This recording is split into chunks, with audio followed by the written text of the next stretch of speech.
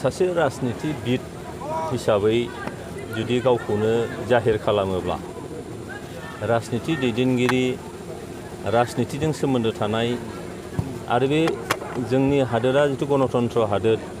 राजखान्थिगिरिफ्रानो हादोरबो सामलायो बे सामलायगिरिफोरनि खुगानिफ्राय मिनिथावा बोराबथावा मोनसे बाथ्राफोर ओंखारनाया जोबोद मोनसे साननो गोनां मानोना बे जाहैबाय संबिधाननि बाथ्रा मोनफ्रोमबो 25 बोसोरनि उन मोनसे डिलिमिटेशन जायो आरो बे डिलिमिटेशननि बाहागो हिसाबैनो दा आसामाव आसाम बिधान सभानि जि सिमाफोर बेखौ डिलिमिटेशन खालामदों आरो बे संबिधाननि नियमनि बादगा नङा दा जाय हाग्रामा बिथाङा दिनै सासे बिटिसि सामलायबोबाय 15 बोसोर बिथाङा दिनै मोनसे बिपिएफ राजनितिक दोलो जायहा माने रेजिस्टार्ड रिजनेल पार्टी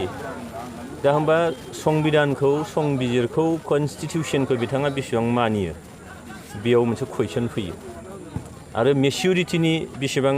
माने बाथ्राबो बेयाव फैदों आरोखि मेच्युरिटिनि दा मेच्युरिटि जुदि नंगौमोनब्ला बे बाथ्राफोरखौ निस्सय बुङामोन बेयाव सोरबा इउपिपिएलनि बाथ्रा नङा आरो दुलाराय बर' फरायसा आफादा जाहैबाय बेयो फरायसा आफाद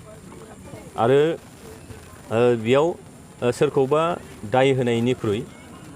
संबिधाना नोंखौ मा बुंदों बेखौ बिजिरनानै नायनाया दरखार दङ आरो दिनै बे ड्राफ्टआव मोनसे गासैबो जिनिसखौ नोंथांमोना नाय जे माबा मोनसे आयेन दायोब्लाबो बिनि ड्राफ्ट दिहुनग्रोदो बे ड्राफ्टखौ नोङो एसे संशोधन खालामनानै बेखौ फाइनाल मोनसे शेप होनाय जायो दिनै बे डिलिमिटेशनाबो मोनसे ड्राफ्ट ओंखारदों आरो बे ड्राफ्टआव नोङो क्लेम्स एन्ड अबजेक्शन नों होनो हायो सोर राजखान्थि दोलोआ माबायदि लुबैदों माबायदि जाजानायखौ लुबैदों बे बयनिबो थाखाय मोनसे स्कप दङ दा बे स्कपखौ नोङो नागारनानै सोरनिबा दाय जाबसिननाया आरोबाव जि ड्राफ्ट दङ बे ड्राफ्टआव बिथांमोनाबो जिथु एसेम्ब्लियाव 3 मानि एमएलए दङ नङा होमबा 3 मानि एमएलएआ मा खालामनानै दङ बिथांमोना खारन बे ड्राफ्टखौ बानायनायाव गासैबो दोलोनि नोङो एमएलएफोरजों राजखान्थि हान्जाफोरजों निस्सय सावरायलायनाय जादों इउपिपिएलजोंबो सावरायदों निस्सय गुबुनजोंबो सावरायदों बिथांमोनजोंबो सावरायदों दा होमबा बिनिफ्राय नुनो हायो जे रायजो राजाफोरजों मोनसे दाय होजानायनिफ्राय नोङो बृथा मोनसे नाजादों जे बे दायनिफ्राय जाहाथे बारग'यो खिन्थु रायजो राजाफ्रा गावखौबो नोजोर होन जायफ्रा नोङो गणतन्त्रखौ फोथायो डिलिमिटेशननि बाथ्राखौ 25 बोसोरनि उन जे फैबाय थायो बेखौ फोथायो बिथांमोना बिथांनि बाथ्राखौ मोजाङैनो बुजिखागोन जे बेयाव मोनसे खाबु लानायनिल' बाथ्रा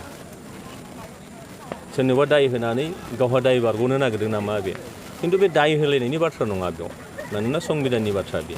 आरो बे रिडिलिमिटेशन जानो थांगासिनो दं फैगौ 2022 मायथाइनि उनाव आरो बेयाव आसामाव खमैबो 50थासो सिट जानो हागौ माने 150टा दा आथिखालाव दङ 126 बे बारायनानै हयथ' 150टा सिटबो जानो हागौ समस्तिबो जानो हागौ भारतआव जों खोनादों दा 545 दङ बे बारायनानै 888टा एमपि सिट जागोन दा होमबा बे प्रक्रियाया संबिधाननिनो मोनसे प्रक्रिया आरो सम बारग'नाय लोगो लोगो सुबुं सानखोआ बारायोब्ला बेखौ नोङो एसे दाफामफिननाय जायो दा बेखायनो आङो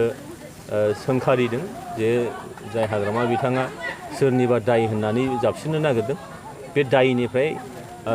सोरखौबा दाय फोनांनाय बे दायनिफ्राय सोरबाया